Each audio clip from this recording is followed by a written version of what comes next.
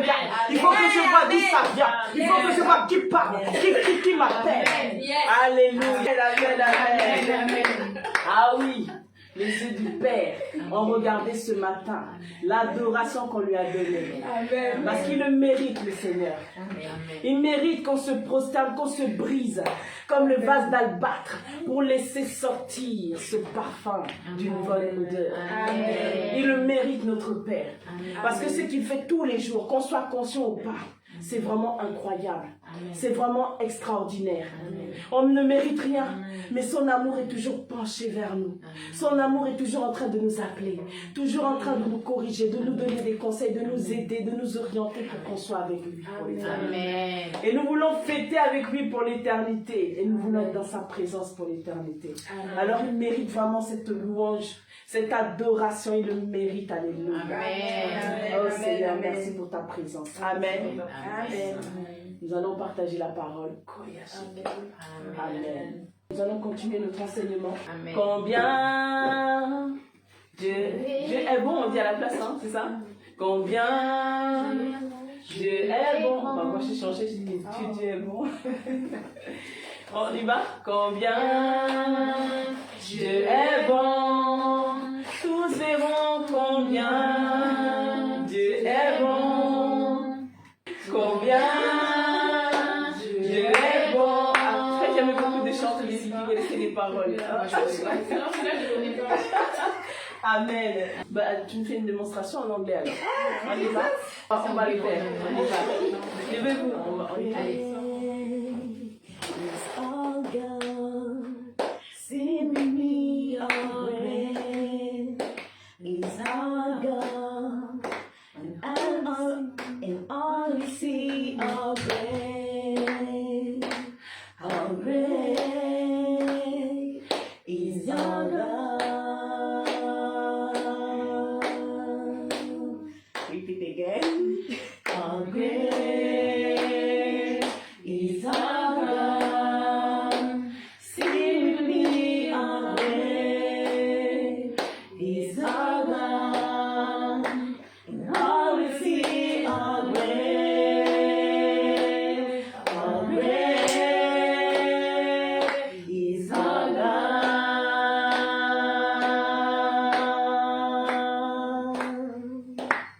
How great is our God. Sing with me, how great is our God. And all we see are great. How great is our God. Amen. Amen. Le dimanche dernier, on avait parlé de l'histoire d'une pierre vivante qui est dangereuse. Aujourd'hui, on va parler d'être une pierre précieuse devant Dieu. Amen. Amen. Mais avant de parler d'être une pierre précieuse devant Dieu, on va juste faire un petit rappel de tout ce qu'on avait dit sur être une pierre vivante devant Dieu. Amen. Avec les versets qu'on avait vus la dernière fois. Amen. Amen. Donc j'avais expliqué que lorsqu'on parle de pierre, c'est la matière qui se détache de la roche, ou qu'on prend d'une roche, ou d'un rocher, ou des rochers. Amen. Amen. Et on voyait aussi que la pierre, c'est Jésus-Christ, la pierre angulaire. Et c'est aussi cette pierre qui se détache sans le secours d'aucune main, et qui est capable de briser n'importe quelle pierre, mais qui est de la fausse pierre et qui n'est pas de la vraie pierre. Amen. Amen. Donc, je vais juste relater les versets qu'on avait vus rapidement pour nous remettre dans le bain. Amen.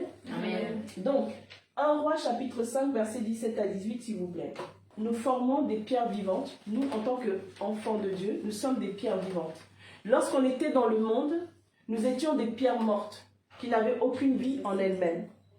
Et l'Esprit de Dieu était encore étranger à nous. Mais lorsqu'on a donné notre vie à Christ, lorsque l'Esprit de Dieu est venu nous animer, l'Esprit de Dieu nous a rendus vivantes, des pierres vivantes.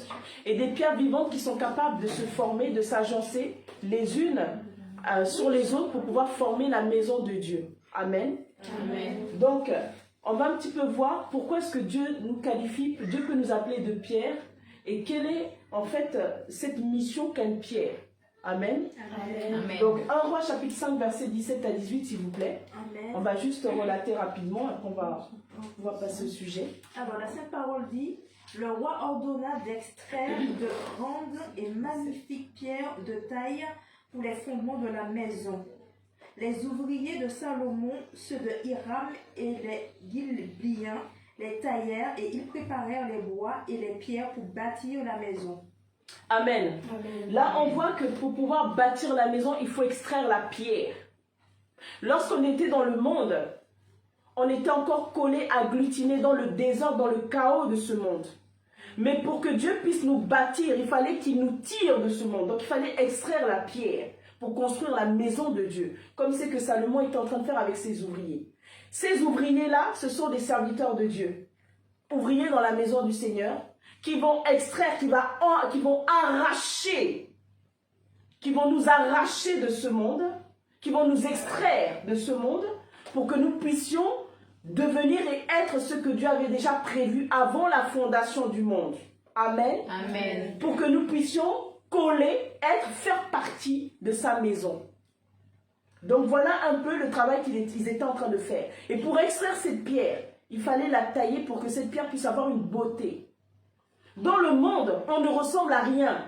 C'est chaotique. On est dans le désordre. On est laid. Une personne sans Dieu est laide. C'est la lumière de Christ qui rend beau et belle. Je ne parle pas forcément du plan physique, même si c'est aussi intéressant, ça compte aussi quand même. Mais je parle spirituellement parlant, on est beau parce qu'on ressemble à notre Père. Amen. Amen. 1 Chronique chapitre 22 verset 2 s'il vous plaît. Donc lorsqu'on est dans le monde, on est collé à ce monde, on ne ressemble à rien, on est comme n'importe qui dans ce monde. Et lorsque les ouvriers du Seigneur, ses serviteurs viennent pour extraire la pierre de ce monde, c'est pour que cette pierre puisse avoir de la valeur, pour que cette pierre puisse être utile au royaume de Dieu. Amen. 1 Chronique chapitre 22 verset 2. Pour bien comprendre cette histoire d'ouvrier. Pour bien comprendre cette histoire d'ouvrier et pourquoi nous devons avoir une forme lorsque le Seigneur nous prend. Et les ouvriers sont là pour que cette pierre qui est difforme, cette pierre qui ne ressemble à rien dans le monde, puisse avoir la forme qu'il faut pour être utile dans l'ouvrage que Dieu a préparé pour cette pierre-là. Amen. Amen. On y va. 1 Chronique chapitre 22, verset 2 s'il vous plaît. Je lis la parole de l'Éternel. Alléluia. Il fit rassembler les étrangers qui se trouvaient dans le pays d'Israël, et il changea des tailleurs de pierre de préparer des pierres de taille pour la construction de la maison de Dieu. Amen. Il préparait des pierres de taille. Là, les tailleurs de pierre dont il est question ici, ce sont les serviteurs de Dieu. On a parlé d'extraire ce qui était difforme, qui n'avait aucune forme dans le monde, pour pouvoir donner une forme.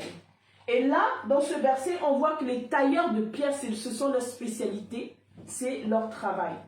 Ils sont tailleurs de pierre, tailleurs de pierre. Donc c'est leur spécialité et rien d'autre. Et ce sont ces tailleurs de pierre, ces ouvriers, ces serviteurs de Dieu qui vont donner la forme que nous, en tant que pierre, nous devons avoir. Et c'est l'image de la sanctification, de la purification, c'est l'image de la transformation que Dieu opère dans notre vie, qui fait de nous des nouvelles créations.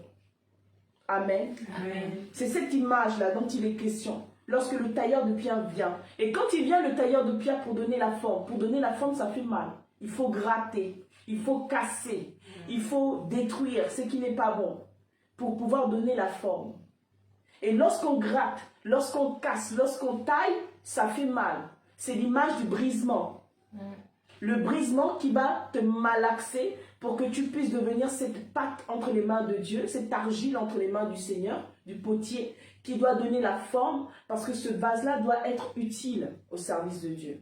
Donc lorsque, dans 1 Chronique 22, verset 2, la pierre qu'on va prendre qui sera de taille, ça veut dire que c'est la pierre qui a été préparée pour la circonstance, la pierre qui sera de taille, nous qui sommes préparés pour servir le Seigneur, pour être à sa gloire, pour tout ce que le Seigneur a préparé d'avance, le Seigneur va pouvoir en fait, chacun en fonction de ce qu'il a préparé sur la mission que la personne devra faire, accomplir cette mission-là.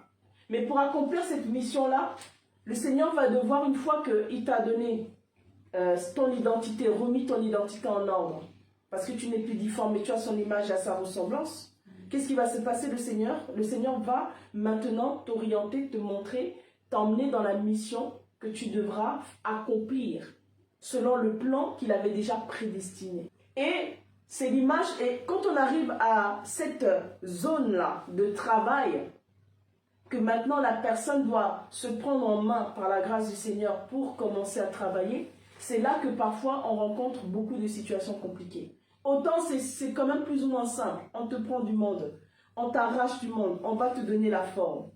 Tu vas être taillé, sanctifié, préparé, etc. dans tous les sens du terme. Maintenant qu'on te révèle ton identité en Christ et que tu dois maintenant mettre la main à l'ouvrage, c'est là où maintenant on rencontre beaucoup de situations compliquées. Et c'est la parole qui dit qu'il y a beaucoup d'appelés, beaucoup de roches, beaucoup de pierres qui ont été extraites de la roche, mais il y a peu d'élus. Ceux qui ont compris la mission que Dieu leur a assignée sur cette terre. Et c'est là les problèmes, c'est là les complications. Certains vont comprendre, d'autres ne vont pas comprendre, et d'autres ne sauront même plus qui ils sont. On va regarder Genèse chapitre 29, versets 1 à 10, mais on va lire peut-être jusqu'au verset 5, ou même moins. Genèse chapitre 29, verset 1 à 10. Alors, je lis la parole. Amen.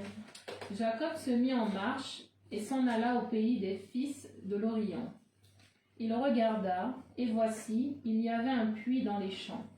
Et voici, il y avait à côté 3 troupeaux de brebis qui se reposaient, car c'était à ce puits qu'on abreuvait les troupeaux.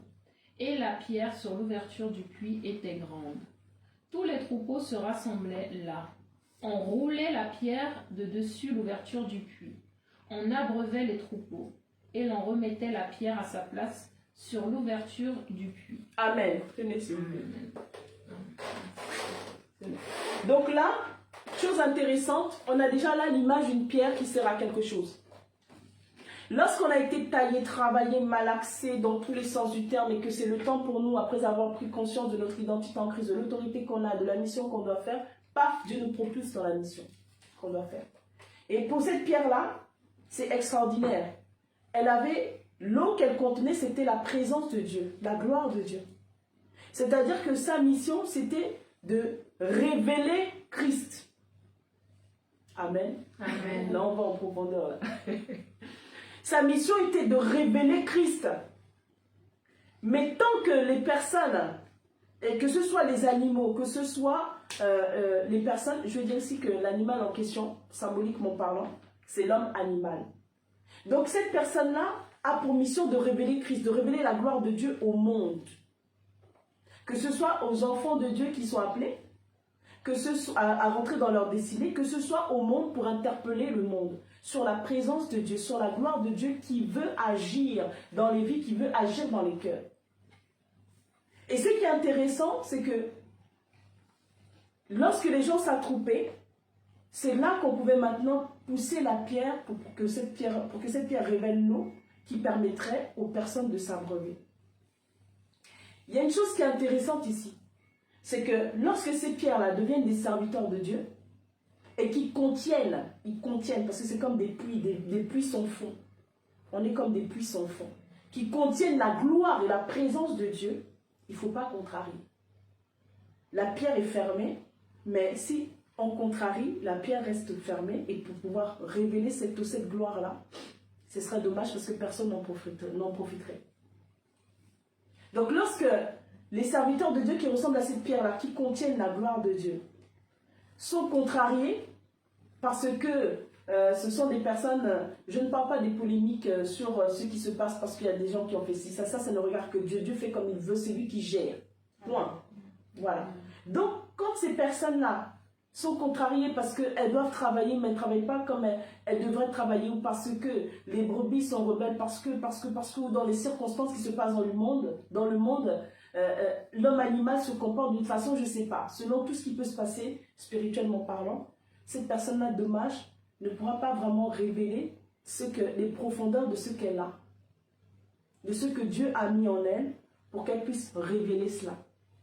Mais, il y a aussi une chose, c'est qu'il y a aussi ce côté que les serviteurs de Dieu peuvent avoir parce qu'ils sont contrariés ou pas, mais il y a aussi la personne même dans son caractère, en tant que serviteur de Dieu, qui peut aussi empêcher Dieu de pouvoir déverser son eau. Par son caractère, par des choses qu'elle n'a pas envie d'obéir, par. Donc dans tous les cas, quelqu'un qui contient ce puits sans fond de gloire a besoin de révéler Christ pour que le monde puisse connaître Jésus, pour que le monde, puisse être abreuvé de la parole de Dieu. Donc c'est très important. Je n'avais pas orienté ça comme ça, mais si Dieu me permet de parler de cette façon, que son nom soit glorifié. Amen. Je n'avais pas dit ça comme ça de cette façon-là, mais aujourd'hui, que Dieu soit glorifié. Donc, c'est pour dire que nous sommes appelés à être des puits sans fond. Des vases qui n'ont pas de fond. Là où la limite vient, c'est quand vous imaginez que votre vase a un support en dessous qui fait en sorte que l'eau s'arrête à un moment donné. Seigneur, ça suffit. Là, c'est déjà bon parce que le vase est plein. Dans le monde spirituel, si le puits est sans fond, il est sans fond. Laissez-le sans fond. C'est tout. Si votre vase n'a pas de fermeture en bas, laissez-le tel qu'il est. Dieu, s'il veut remplir, il remplit, point. Ce n'est pas à nous de limiter en disant qu'on va fermer le bas, parce que comme ça, peut-être que ça fait déjà beaucoup. Ça ne fait jamais beaucoup. Mais la personne qui va trouver que ça fait beaucoup, c'est elle-même qui se limite. Parce que Dieu n'est pas limité, il est illimité. Amen. Et si nous avons sa nature, nous devons le laisser faire ce qu'il doit faire, dans l'illimité. Donc c'est aussi à nous, si on doit être ce puits sans fond, de pouvoir marcher avec la mentalité de Dieu et laisser Dieu travailler. Pour que lorsque le Seigneur nous utilise comme cette pierre-là qui va s'ouvrir pour laisser abreuver son peuple et même les nations, le Seigneur pourra le faire comme il l'entend et comme il le veut. Amen. Amen. Amen. Donc Daniel chapitre 6, versets 16 à 17. Alors le roi donna l'ordre qu'on amena Daniel et qu'on le jeta dans la fosse au lion. Le roi prit la parole et dit à Daniel, « Puisse ton Dieu que tu sers avec persévérance te délivrer. » On apporta une pierre et on la mit sur l'ouverture de la fosse. Le roi la scella de son sceau et de l'anneau de ses grands. Rien ne fut changé à l'égard de Daniel. Amen. Amen. Là, dans ce texte, dans ce verset, il y a des pierres, on voit qu'il y a des pierres qui servent de témoignage. Il y a des personnes comme ça que Dieu va rendre témoin de sa puissance, comme Élie. Il y a des gens comme ça que Dieu va s'en servir pour démontrer sa puissance. Pourquoi? Parce que cette pierre va être témoin de ce qui se passe à l'intérieur et elle va être témoin de ce qui se passe à l'extérieur, à cause de sa face interne et de sa face externe. Amen. Donc Dieu lui permet d'avoir les yeux dans le monde spirituel et Dieu lui permet d'avoir les yeux dans le monde physique. Amen. Tout voir. Donc Dieu rend témoin de sa puissance. Et cette pierre-là, qu'est-ce qui va se passer? Il va se passer une chose extraordinaire qui jusqu'aujourd'hui, regardons, on parle même de cette pierre aujourd'hui encore. C'est qu'elle a eu son importance. Donc il y a des moments où vous êtes une pierre. Pour que Dieu vous rende témoin de sa puissance, il va vous placer dans des situations compliquées. Des situations dangereuses. Où vous aurez l'impression que là c'est fini, peut-être que Dieu n'est plus avec vous. Comme Job, il était dans une situation éprouvante et dangereuse parce que l'ennemi cherchait une chose, toucher son âme, toucher sa vie. Il touchait son corps. Quand on touche ton corps par la maladie, tu as l'impression que tu vas mourir. Et quand on te dit que vous êtes en phase finale, là, si ce n'est pas la foi qui vous permet de croire jusqu'au bout, vous allez vous laisser dépérir. Donc, des fois, Dieu nous place dans des circonstances dangereuses, pas parce qu'il a envie de nous détruire, mais pour nous rendre témoins de sa puissance. Amen. Amen. Et c'est ce qu'il a fait avec Daniel. Et quand il vous rend témoin de sa puissance, il va vous montrer comment les démons vous attaquent dans le spirituel pour vous faire mourir. On vous attaque dans toutes les sauces, pimentées et inimaginables. Pardon, c'est... Et en même temps, physiquement parlant, il va vous montrer comment les gens vous dénigrent, comment les gens vous rejettent, comment les gens trouvent que vous sentez mauvais. Comme Job, où sa femme dit, mais maudit Dieu et meurt. Et comme ça, l'histoire se termine. Il y a des gens comme ça. Bah, écoute, si c'est comme ça, pêche. Et puis c'est tout. Et donc, mais Job, il a fait quoi? Il est resté fort. Quand on sait en qui on croit, même si on est secoué dans tous les sens du temps, même si on ne voit pas le bout du tunnel, mais si Dieu nous a choisis pour être des témoins de sa puissance, de sa gloire, ça veut dire qu'il veut faire quelque chose dans notre vie. Ça veut dire qu'il veut démontrer à tous, au monde visible et au monde invisible, que vous êtes son témoin. Amen. Amen. C'est pour ça que Dieu a fait des apôtres des témoins de ce qu'ils ont vu, entendu et vécu. Amen. Donc quand on est cette pierre que Dieu a choisie pour être un témoignage, dites-vous bien que vous allez parfois être dans des situations compliquées, très dangereuses. Mais si vous avez compris que vous êtes des témoins oculaires de quelque chose que Dieu doit faire, vous allez rester tranquille dans la barque. Amen. Vous n'allez même pas bouger, vous allez dormir comme Jésus dormait sur le coussin. Amen. Mais des fois, ce qui fait en sorte qu'on ne sait pas, ce qui fait en sorte que parfois on ne sait pas quel type de pierre on est, ça va faire en sorte que dans une situation ou dans une autre, on va se sentir déstabilisé parce qu'on ne sait pas. Je suis quel type de pierre? Seigneur, est-ce que je dois faire ci? Est-ce que je dois faire ça? La chose qu'on va chercher à faire, c'est de se sortir de la situation, point. Amen. On ne cherche pas à savoir qu'est-ce qu'on fait dans la situation, mais comment on fait pour sortir. Amen. On va déjà tout de suite chercher la solution sans savoir ce que Dieu est en train de faire. Ah, je suis dans le feu, comment je fais pour trouver la porte? C'est tout ce qui importe. Amen. Shadrach, Meshach et Abednego dans le feu, ils n'ont pas cherché la porte dès qu'ils savaient que la porte était là. La parole de Dieu dit qu'ils étaient en train de louer dans le feu. Et dans Parole de vie, on voit toute l'adoration qu'ils font. Ça fait au moins, je ne sais pas combien de, peut-être un ou deux chapitres, je ne sais plus combien de paroles ça fait, mais ça fait beaucoup. Ils adorent Dieu, ils chantent, on dit qu'ils chantent, ils sont en train de glorifier Dieu. Pourtant, ils savent où se trouve la porte, puisqu'on les a jetés par là. On a fermé derrière eux. Mais ils ne se sont pas précipités. C'est comme vous voyez dans les films, quand on jette quelqu'un en prison, qu'est-ce qu'il fait? Il court vers La eux. porte. Voilà. Ils sont tous en train de courir pour essayer de trouver quelque chose. Mais eux, ils sont restés dans le feu. Quand on sait quelle est la mission que Dieu nous a attribuée en tant que pierre, on va rester tranquille. On ne va pas chercher la porte de sortie d'un coup, on va dire, mais qu'est-ce que je fais là? Quel est mon rôle? Qu'est-ce que je dois comprendre? C'est quoi la mission du moment? Et pour nous, ce sera des opportunités pour démontrer que Dieu est Dieu, mais ce sera aussi des opportunités pour fortifier notre foi et de renforcer la confiance qu'on a en Dieu. Mais quand on cherche trop à sortir vite parce qu'on ne veut pas se brûler, c'est qu'on n'a pas compris qui on était. Et si on ne comprend pas qui on est, on aura du mal à savoir comment Dieu veut nous rendre témoins de sa puissance. Parce que ça va tellement brûler qu'on va dire, Seigneur, sors-nous déjà de là. Alors que si on avait cette confiance, on ne sentirait même pas le feu. Comme Shadrach, Meshach et Abednego. Amen. Donc il y a des pierres comme ça que Dieu choisit pour être dans le feu. Mais si tu es une pierre, tu ne vas pas brûler. Une pierre de Dieu, bien sûr. Hein. Amen. Je précise. Amen. Et même une pierre ne brûle pas aussi facilement. Hein. Bon, alors, il y a des pierres. Ça, ce sont des pierres. On a un petit peu vu certains types de pierres comme ça. Certaines qui peuvent servir et d'autres qui peuvent ne pas servir. Il y a des pierres qui ne servent à rien. Que Dieu qualifie de pierres mortes.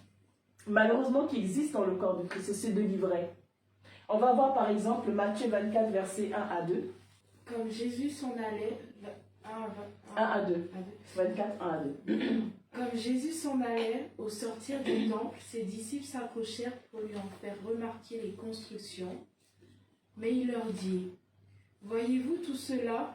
Je vous le dis en vérité, il ne restera pas ici pierre sur pierre qui ne soit renversée. » Amen. Amen. Donc vous avez des pierres que Jésus lui-même dit qu'il va les renverser. Parce que ce sont des pierres qui bâtissent le temple, qui sont dans la maison de Dieu, qui sont très jolies, très belles, mais qui ne servent à rien. Ces pierres-là, ce sont des personnes religieuses, qui se soucient de leur beauté, leur apparence physique. Quand je dis physique, leur apparence religieuse, la façon dont ils vont servir Dieu, etc., mais pas en marchant dans l'esprit. Donc physiquement parlant, ils vont accomplir des rites religieux, des rites, je dois prier 6 fois par jour, je dois jeûner de minuit à minuit, jusqu'à, je ne sais pas moi, 2 mois, 3 mois, 6 mois. Je dois faire ci, je dois faire... En fait, pour eux, je dois. Ils ont l'impression que toutes les œuvres qu'ils sont en train d'accomplir devant Dieu va servir pour sauver leur vie. Alors que Dieu, ce qu'il regarde, c'est le cœur de la personne. La personne peut faire autant d'aumônes. Mais si son cœur n'est pas changé, transformé, si cette personne ne fait pas la volonté de Dieu, ça ne sert à rien. Parce que Dieu dit dans sa parole que l'obéissance vaut plus que les sacrifices qu'on peut faire. Donc, quelqu'un peut faire une chose qui va plaire à Dieu, mais elle obéit, même si elle n'a qu'un euro et qu'elle fait son offrande d'1 euro, mais elle est dans l'obéissance, c'est ça qui va plaire à Dieu. C'est pas quelqu'un qui va donner 5000 euros, mais qui va toujours vivre sa vie comme il l'entend, que Dieu va agréer. Vous voyez, c'est un exemple que je donne. Pour vous montrer que Dieu, ce qu'il regarde, c'est l'obéissance. Il y a des pierres comme ça qui vont tout faire. Hein. Elles vont maîtriser la parole, elles vont vraiment chanter, elles vont faire ci, elles vont faire ça. Elles vont tout faire pour plaire à Dieu. Mais elles ne vont pas faire ce que Dieu demande. Voilà la différence. Dieu préfère que tu fasses ce qu'il te demande, parce que comme ça, il te reconnaît comme son enfant, que ce que toi, tu veux faire pour lui plaire. Ce n'est pas ça qui l'intéresse. Et il y a des pierres comme ça. Il y en a beaucoup qui ornent le temple. Mais Dieu dit qu'il ne restera pas pierre sur pierre, c'est sur ces pierres-là qui seront renversées, qui ne seront pas renversées. Donc Dieu, il les a déjà prédestinés à être renversés. Il ne le veut pas. Et quand Dieu te renverse, tu vas connaître l'humiliation. Et si tu as la force de vivre, il faut vivre. Parce que si tu ne vis pas, tu meurs. Parce que dans le monde spirituel, il n'y a pas de « Ah, ben peut-être qu'on va lui faire comme ça ». Non. La grâce que Dieu nous donne suffit largement pour nous sauver au maximum. Tous les jours qui passent, c'est une grâce pour nous de se sauver. Amen. Chacun d'entre nous, sur la terre, on a cette opportunité-là. Mais la personne qui sait la saisir, mais cette personne-là gagne. Donc voilà, ne soyons pas des pierres religieuses qui voulons plaire à Dieu, mais sans lui obéir. Soyons des pierres, on plaît à Dieu, mais surtout qu'on obéit d'abord. Là, c'est vraiment pour le Seigneur la joie extrême. C'est comme nous les parents, quand les enfants ne nous obéissent pas, des fois il y a des gens qui se demandent même, qui se disent, mais est-ce que c'est vraiment mon enfant, cette personne ou pas? Comment se fait-il que elle fait ci, elle fait ça, elle fait ça, je parle comme ça, je fais ci, je fais ça. Des fois il y a des parents qui se posent même des questions. Parce qu'ils ne reconnaissent pas, dans la nature qui s'exprime de ces enfants, leur caractère à eux, ou comment ils ont éduqué ces enfants-là. Il y a encore une autre pierre comme ça, qui sont des pierres mortes, mais qui ne servent à rien. Genèse chapitre 11, versets 1 à 3. Ce type de pierre-là, qui est morte, ce sont des fausses pierres. Donc il y a des fausses pierres. Je lis la parole Amen. de Jésus. Gloire à Dieu. Toute la terre avait une seule langue et les mêmes mots. Comme ils étaient partis de l'Orient, ils trouvèrent une plaine au pays de Shinéar et ils y habitèrent. Ils se dirent l'un à l'autre, « Allons, faisons des briques, cuisons-les au feu. » Et la brique leur servit de pierre, et le bitume leur servit de ciment. Donc la brique leur servit de pierre. Une brique, c'est de l'argile. C'est de la terre argileuse qu'on prend, on donne une forme pour que ça ressemble à la pierre. On a dit tout à l'heure que la pierre, on la tire de la roche, du rocher. Là, c'est de la terre qu'on prend, on donne une forme, et ça va ressembler à une brique. On va prendre au lieu de prendre du ciment, on va prendre quoi? Du bitume. Le ciment, c'est un peu l'image de l'onction qui va te permettre de rester collé à la maison de Dieu, à la présence du Seigneur. Et la fausse brique, la fausse pierre qui est la brique, le faux ciment qui est le bitume, eh ben, il y en a plein aussi. Ce sont des faux que Dieu qualifie des faux enfants de Dieu, ceux qui ressemblent à ceux qui sont livrés. C'est-à-dire qu'ils ressemblent au blé, trait pour trait, mais ils ne portent pas de fruits. Parce qu'on reconnaît l'arbre à ses fruits, comme on le dit dans la parole. Ils ressemblent, ils ont l'apparence, ils ont la piété, mais ils ont renié tout ce qui en fait la force. Donc nous, on ne doit pas être de ceux-là. Ce sont des personnes qui sont pressées pour faire des choses vite, qui veulent déjà ressembler vite à la pierre, bien que dès la base, c'est déjà faussé. Et le Seigneur ne veut pas ça. Il ne veut pas qu'on soit de la terre qui se façonne vite. Il ne veut pas qu'on fasse les choses vite. S'il y a des constructions que Dieu doit faire en nous, s'il y a des choses que Dieu doit casser, doit anéantir parce que ce n'est pas bon, il faut que Dieu le fasse pour qu'on ne soit pas une terre comme ça, façonnée et qui va essayer de monter, mais après qui va se casser. Parce qu'à la fin, qu'est-ce qui se passe pour eux? C'est que cette tour de Babel-là, elle a été détruite. Donc c'est à nous de faire très attention à la nature même que nous avons, qui nous anime. C'est la nature de Dieu qui doit nous animer, pas la nature de la chair, encore moins la nature d'un autre esprit. La nature de la chair va faire en sorte que tu ressembles à la brique. La nature de la chair va faire en sorte que tu préfères l'apparence et de la piété, mais tu relis ce qui en fait la force parce que tu sers d'ornement au temple, mais ce n'est que l'apparence. Mais à l'intérieur, c'est le tombeau blanchi. Ce sont des ossements desséchés. C'est la coupelle qui est sale, qu'on ne nettoie pas, qui montre son derrière, mais devant, c'est sale. Il est vraiment temps de se nettoyer au maximum. Que Dieu change mon message.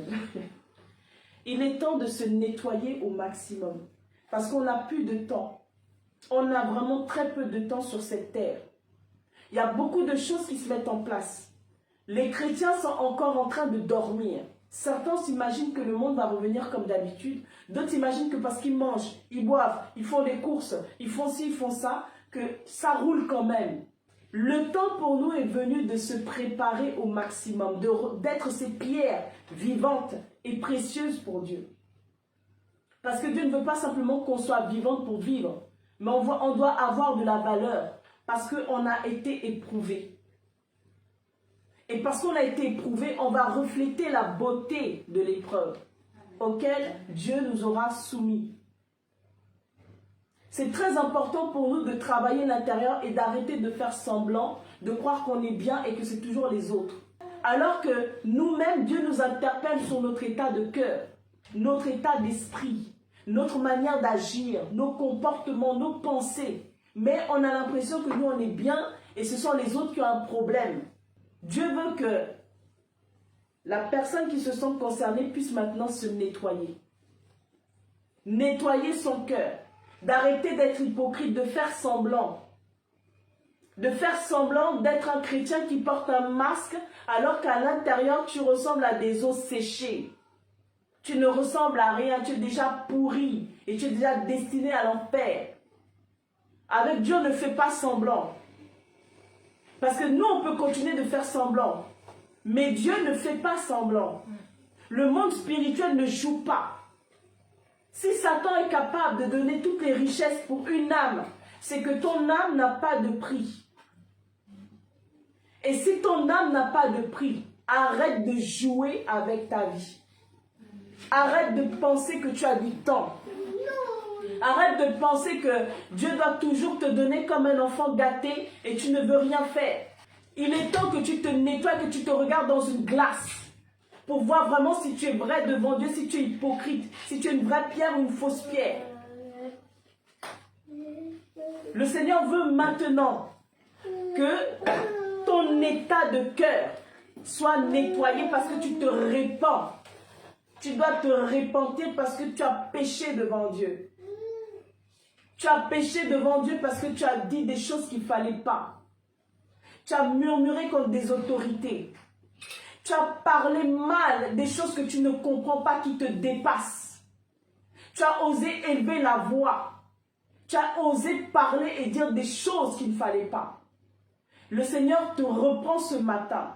Si tu ne te répands pas, le Seigneur va te frapper parce que le comportement que tu as eu, les attitudes que tu as eues, ce que tu as fait, que tu sais très bien que tu as fait, qui n'était pas conforme à la parole de Dieu, alors que tu sais très bien ce qui est bien, tu sais très bien ce qui est faux. Même quand ta conscience t'a accusé, tu as voulu quand même croire dans ta chair que c'est toi qui as raison.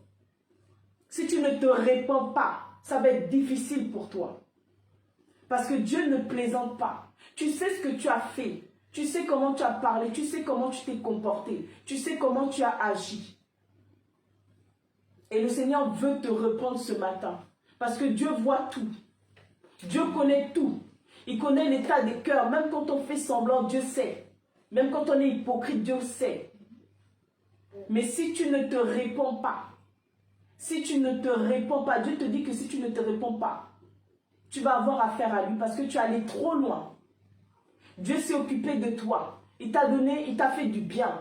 Il t'a encouragé. Il a placé des serviteurs qui étaient là pour t'aider, qui ont payé le prix, qui ont jeûné, qui ont prié pour toi, pour que tu sois bien. Mais toi, tu as quand même ouvert ta bouche pour les condamner. Tu as quand même ouvert ta bouche pour parler. Tu as quand même ouvert ta bouche pour dire quelque chose qui n'était pas bien. Aujourd'hui, si tu ne te répands pas, tu vas avoir affaire à Dieu parce que Dieu ne joue pas. Auparavant, tu te plaignais parce qu'on ne s'occupait pas de toi. Mais maintenant qu'on s'occupe de toi, maintenant qu'on prend soin de toi, maintenant que Dieu t'a donné tout ce dont tu as besoin, tu as été coucouné, mais tu as quand même pris la peine d'ouvrir ta bouche sans savoir le combat que vivent les personnes que Dieu a placées à côté de toi pour ta vie. Tu ne sais même pas comment des fois leur vie, on a voulu essayer d'arracher leur vie pour ta vie. Et combien ils ont payé le prix cher pour ta vie, tu as osé ouvrir ta bouche pour parler, pour blasphémer, dire n'importe quoi. Il faut déjà que tu t'examines dans une glace pour être vrai devant Dieu. Ne pas se convaincre, mais de s'examiner, de voir vraiment quel est l'état de notre cœur, l'état de notre esprit. Parce que Dieu, quand il nous interpelle, c'est pour qu'on fasse très attention. Parce que Dieu ne joue pas. On ne joue pas. Du jour au lendemain, on peut partir comme ça. Mais c'est de savoir où on va que nous sommes en train de préparer ce matin. Et que nous préparons tous les jours. Tous les jours. Des fois, là où Dieu est, on aura du mal à savoir où il est. Parce que ça ne ressemble pas à ce qu'on imagine. Lorsque Jésus est venu et qu'il a enseigné, il avait 30 ans, il dit qu'il a vu Abraham, on ne pouvait pas croire. Comment toi, tu dis que tu es le Messie, tu as vu Abraham, et en plus tu dis que Dieu est avec toi et tu es Dieu. C'était choquant pour les gens de son époque. Un jeune homme de 30 ans. Souvent on oublie ça. Jésus il avait 30 ans quand il a commencé son ministère. Mais qui aurait pu le prendre au sérieux. La personne qui marche par l'esprit. La personne qui marche par l'esprit. Dieu se trouve parfois là où on ne s'y attend pas. Mais il n'est pas dans la conception qu'on a, nous, en tant qu'êtres humains. Amen. On va prendre Jean chapitre 20, verset 1. Donc il y a des pierres comme ça, comme on a vu, qui sont des fausses pierres. Là, on va voir un autre type de pierre. Le premier jour de la semaine, Amen. Marie de Magdala se rendit au sépulcre dès le matin, quand il faisait encore obscur, et elle vit que la pierre était ôtée du sépulcre. Amen. Amen, amen. Donc on a des pierres comme ça, c'est-à-dire des personnes prophétiques, c'est-à-dire des pierres qui vont assister à des événements qui vont bouleverser le monde. Physique et spirituel. On a des personnes comme ça à qui Dieu va permettre d'être acteur ou participant des événements historiques, prophétiques, qui vont changer le monde ou qui changent, qui bouleversent les choses dans le monde spirituel. Donc la pierre qui était là, elle a assisté à quoi? À la mise au tombeau de Jésus. Face interne, face externe. Face interne, le monde caché qu'on ne voit pas. Spirituel, invisible. Face externe, l'extérieur, le monde. Face interne, la pierre assistait à ce qui se passait, parce que Jésus a été ressuscité, etc. Et face externe, le monde croyait encore que Jésus était mort, alors qu'il était déjà ressuscité. Donc il y a des pierres comme ça que Dieu rend témoin, vraiment pour assister à des grands événements. Il y a des personnes comme ça à qui Dieu va donner le mandat de prier pour des nations, pour prier pour ci, pour prier pour ça.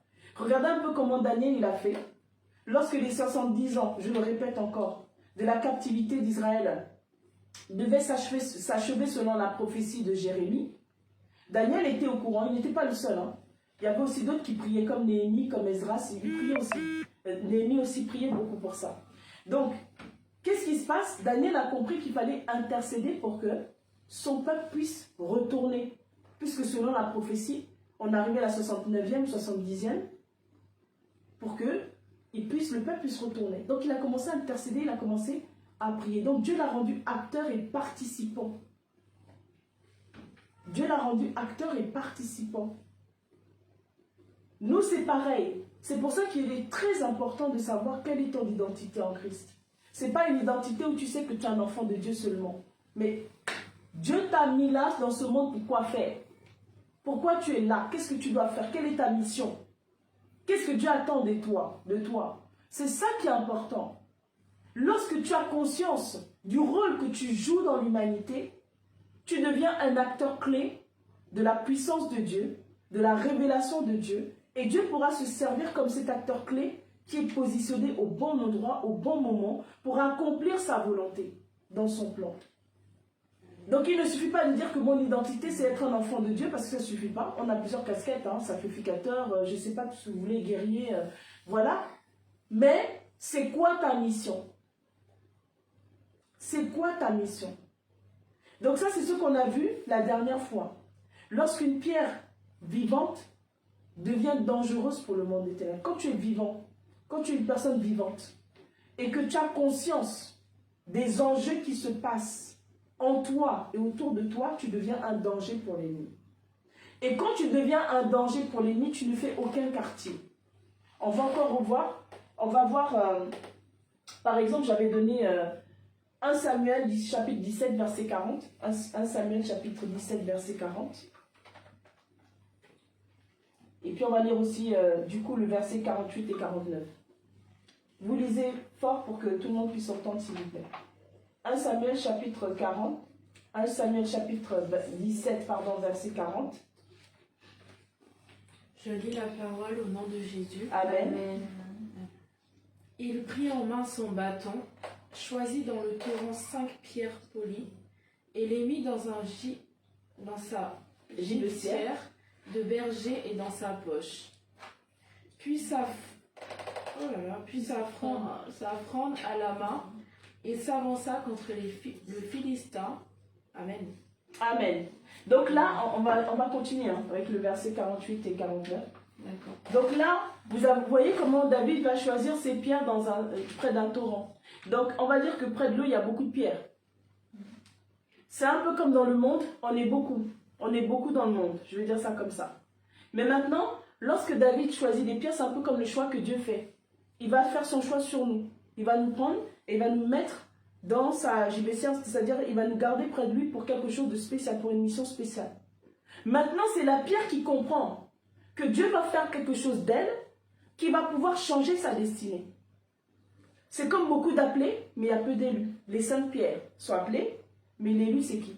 C'est la pierre qui a compris qu'elle devait changer sa destinée. Donc on est plusieurs pierres comme ça que Dieu choisit dans le monde. Mais maintenant la différence va se faire quand toi tu vas décider de vouloir changer ta destinée. La pierre ne s'est pas posé la question de savoir si elle était en mesure de frapper le front de Goliath qui était dur puisque c'était un géant. Elle a simplement fait confiance à qui? À la personne qui l'avait choisie. Si la personne qui l'a choisie est en train de dire que toi tu vas tomber, tu vas mourir, c'est que cette pierre-là a cru et elle a accompli sa destinée. Donc, si Dieu a prévu que tu as une destinée qui va changer ta vie et qui peut aussi changer le monde, il faut croire dans ce que Dieu dit sur toi et parce que toi, tu vois sur toi. La pierre ne s'est pas vue si elle était plus grande, plus petite que les autres. Mais elle a compté sur les paroles qui sortaient de la bouche de David. Tu viens contre moi avec le javelot et la lance et le javelot. Mais moi, je viens contre toi au nom de l'Éternel des armées que tu as insulté. Aujourd'hui, c'est moi qui vais faire ça. Donc la pierre a entendu. La pierre ne s'est pas demandé, ne s'est pas posé la question de savoir si celui qui parlait là était en mesure ou pas d'affronter sur le plan physique. Mais elle a fait confiance à quoi? À la parole qui sortait de sa bouche. Donc quand Dieu vous dit faites confiance à ma parole, il sait de quoi il parle. Parce qu'il est cette puissance contenue dans cette parole. Il est cette parole puissante. S'il est contenu dans cette parole, que vous le voyez ou pas, la pierre n'a pas vu si Dieu était là, mais elle a entendu, elle a fait confiance. Sauf si Dieu ouvrait ses yeux spirituels, peut-être qu'elle aurait vu. Puisque Dieu, parfois, quand il ouvre les yeux spirituels de la personne voit des choses. Et la pierre est devenue quoi? Malgré sa taille, elle est devenue dangereuse pour Goliath. Elle est devenue dangereuse pour le problème qui était en train de vouloir affecter Israël. Elle est devenue dangereuse pour les difficultés qui se plaçaient devant le peuple. C'est pareil pour nous. Lorsque Dieu nous choisit, on devient dangereuse, des pierres dangereuses qui n'avons plus peur d'affronter des difficultés, des problèmes. Le Goliath a l'impression que tu ne vas pas passer de l'autre côté de la vallée. Mais David a dit quoi? Quand je marcherai dans l'ombre de la vallée de la mort, je ne craindrai aucun mal, car tu es avec moi. Donc si on croit que Dieu marche avec nous, Quelle que soit la taille de ce que tu es, quelle que soit la façon dont le monde va mépriser ta relation avec Dieu parce qu'ils ont l'impression que tu es gringalet, que tu n'es rien, que tu es ci, que tu es ça. Ils vont te traiter dans tous les sens du terme comme le géant a traité David. Mais ça ne l'a pas démonté parce qu'il savait que dans la parole qu'il allait dire, il y avait une puissance. C'était Dieu lui-même. Lorsque tu es la pierre et que tu crois que la puissance est dans la parole de Dieu, cette puissance-là va te donner la force pour affronter Goliath et de vaincre Goliath. Comment un petit caillou qu'on n'a jamais vu se battre, qu'on n'a jamais vu sur un champ de bataille, qu'on n'a jamais vu faire la guerre, va tuer quelqu'un qui est expérimenté dans la guerre. Voilà lorsqu'on marche avec la puissance de Dieu. On n'a jamais fait des choses, mais bizarrement on va les faire comme si on les avait toujours faites toute notre vie. Et on va les faire même très bien parce que la parole de Dieu dit que la pierre s'est enfoncée. Elle n'a pas simplement tapé, mais pour bien montrer que Dieu marche avec sa parole, elle s'est enfoncée. Elle est rentrée dans le crâne. Ça, c'est quand Dieu montre que ça, c'est moi qui agis.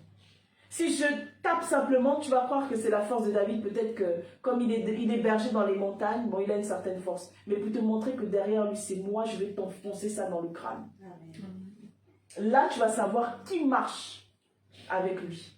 C'est comme ça que Dieu fait. Dieu ne va jamais faire quelque chose où tout le monde va s'imaginer que, bon, c'est un hasard, c'est une circonstance, mais il faut qu'il marque le coup pour montrer que c'est lui. Et non seulement ça ne suffit pas, mais David va encore prendre l'épée pour achever, pour bien montrer que je t'achève une bonne fois. Tu es déjà mort, mais tu es encore deux fois plus mort.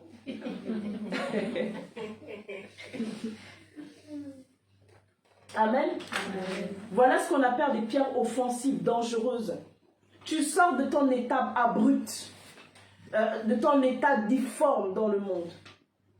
Le tailleur de pierre, qui est spécialisé dans ça, va venir te tailler pour que tu prennes la forme qu'il faut. Il faut qu'il te polisse.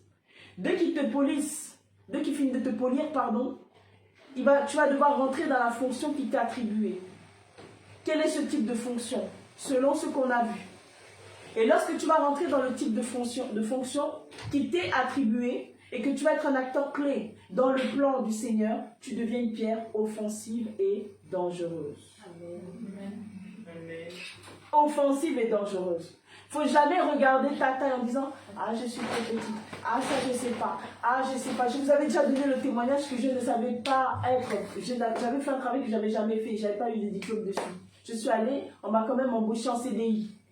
Alors que je n'avais jamais fait ça. Et encore, ce que je ne vous avais pas dit, c'est que j'étais même en train d'aider ceux qui faisaient des études pour là-dedans. Ils étaient en train de me dire « Est-ce que tu as déjà fait ça ?» Je dis « Non. » Mais tu fais comme quelqu'un qui a déjà fait. Dieu va au bout avec la personne qui est prête à aller jusqu'au bout. Amen. Si tu ne te démontes pas, il va te montrer que tu as raison de compter sur lui parce que lui, il ne se démonte jamais. Parce que vous savez, un guerrier, Dieu là, quand il est guerrier comme ça, il aime le combat. Quand on vient le provoquer, il a envie de montrer que c'est lui qui est le plus guerrier que toi, que la personne qui t'affronte. Mais il veut que nous aussi, on ait ce courage et cette audace. D'être sur le front sans avoir peur. Et si on sent qu'on a peur, si on sent qu'on a du mal, parce qu'on a plein de difficultés émotionnelles, parce que le monde fait quoi? Le monde fait en sorte qu'il faut qu'on te brise émotionnellement toute ta vie, pour que le jour où tu rencontres Christ, tu manques de confiance en toi. Tu doutes de toi-même. Comme ça, il est sûr que tu ne pourras jamais assumer vraiment ton identité en Christ. Il y a des moments où tu vas être offensive, il y a des moments où tu vas reculer, d'être dans la défensive. Mais les chrétiens, ce qu'ils savent faire le plus, c'est être dans la défensive. Seigneur, protège-moi. Je vois rarement des chrétiens qui disent, je vais prendre l'épée, je vais aller te frapper. Je vois rarement des chrétiens faire ça. Hein. Le combat spirituel, pour eux, c'est, Seigneur, merci pour ta protection. Le psaume 91, je le connais par cœur. Celui qui demeure sous l'abri du Très-Haut repose à l'ombre du Tout-Puissant. Et puis, ils vont être là, ils vont réciter le psaume. Ils vont se barricader 1000 fois. Je vais dire, mais tu as une épée. Frappe toi aussi. La personne va se barricader, On regarde sa forteresse, elle est dans un bunker. On ne sait même plus où elle est dedans, tellement il y a des couches et des couches d'épaisseur. Et après, si jamais l'ennemi arrive à démolir la forteresse, si la personne ne s'est pas entraînée avec son épée, qu'est-ce qui va se passer? Soit elle va fuir, soit elle va capituler.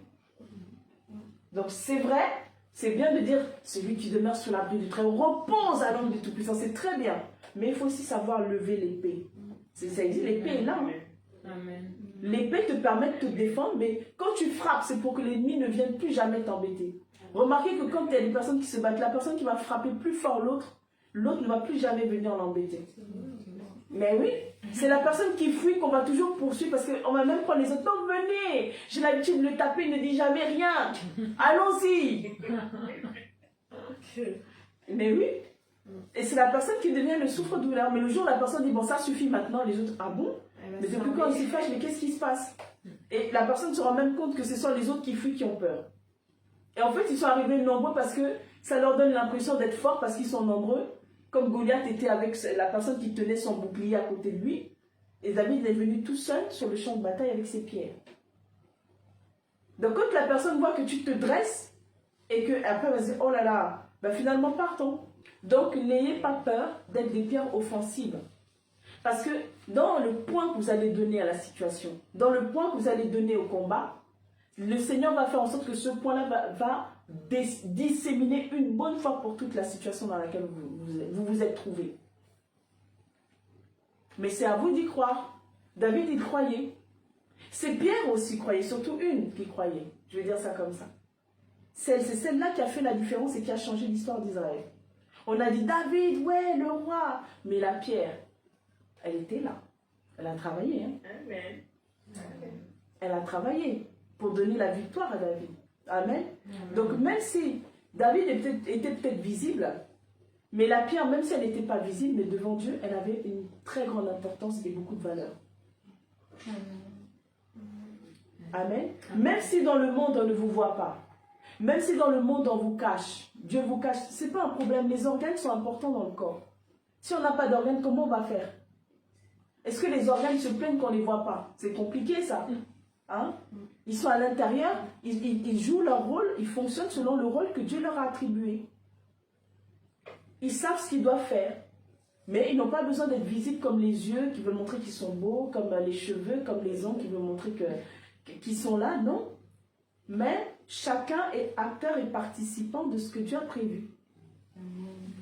C'est le plus important. C'est ça l'humilité. Nos organes sont très humbles. Parce qu'ils ne se plaignent pas, mais ils travaillent pour que nous, on soit en bonne santé. Ils se battent pour qu'on soit toujours là. Et il y a des serviteurs comme ça, qui ressemblent à des organes cachés. On ne les voit pas, mais on se demande comment certaines situations mondiales se sont décantées. Mais ils ont travaillé. J'avais entendu dire que quand il y a eu la fin de la Seconde Guerre mondiale, il y avait un groupe en Angleterre de prière qui avait prié par rapport à ça, qui avait reçu des révélations. Selon les révélations qu'ils avaient, ils priaient pour que le Seigneur mette un terme à cette situation-là.